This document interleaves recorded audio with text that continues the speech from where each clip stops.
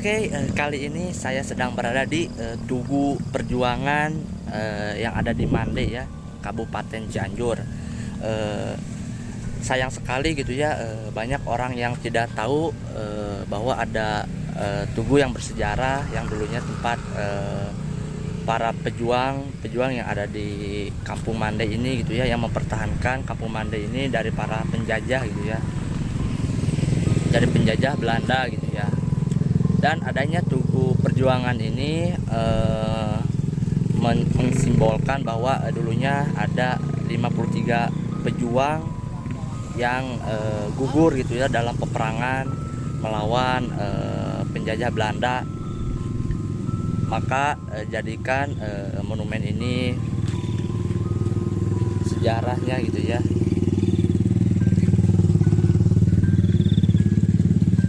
Jadi sayang sekali ya, banyak orang yang nggak tahu gitu ya, yang ada di Cianjur itu sebenarnya masih ada beberapa lah tempat bersejarah yang orang nggak ketahui gitu. Monumen sejarah yang saat ini berada di Cihonye, Desa Mande, menjadi simbol warga Mande, Kabupaten Cianjur, Jawa Barat. Bersama pasukan Tentara Keamanan Rakyat TKR yang dulu melawan pasukan Belanda pada agresi militer Belanda. Pada masa itu, bahwa ada sekitar 53 pejuang Tentara Keamanan Rakyat atau juga bisa disebut TKR yang gugur. Jadi cerita awal Tugu Perjuangan yang berada di Cihonye itu berawal dari perlawanan agresi militer kedua.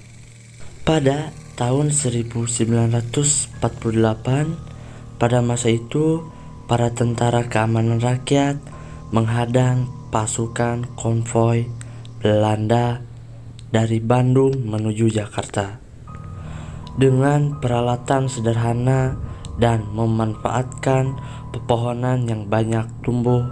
Dan ada cerita saat zaman dulu ada pejuang yang bersama-sama menebang pohon dan kemudian dari atas tebing dijatuhkan ke jalan dengan tujuan agar dapat menghadang kendaraan perang dari pasukan Belanda.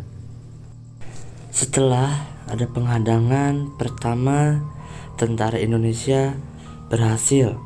Namun karena jumlah pasukan Belanda saat itu menggunakan peralatan yang canggih dan jumlah pasukan yang banyak, akhirnya pasukan Indonesia harus melawan dengan peralatan sederhana. Dan masa itu sebanyak 53 pasukan Tentara Keamanan Rakyat atau bisa disebut TKR akhirnya gugur. Namun pemimpin pasukan Jenderal Nasuhi berhasil lolos. Dan pada masa itu tidak sedikit tentara Belanda yang berjatuhan, namun kemudian dievakuasi oleh tentara Belanda lainnya, dibawa ke atas mobil mereka. Sedangkan tentara Indonesia yang gugur dibiarkan begitu saja karena darurat. Akhirnya Tentara Keamanan Rakyat yang masih berjuang memakamkan tentara yang gugur di tempat yang saat ini terdapat monumen ini. Monumen sejarah ini hanya ada satu, monumen yang dibangun tepat di mana 53 pejuang dimakamkan.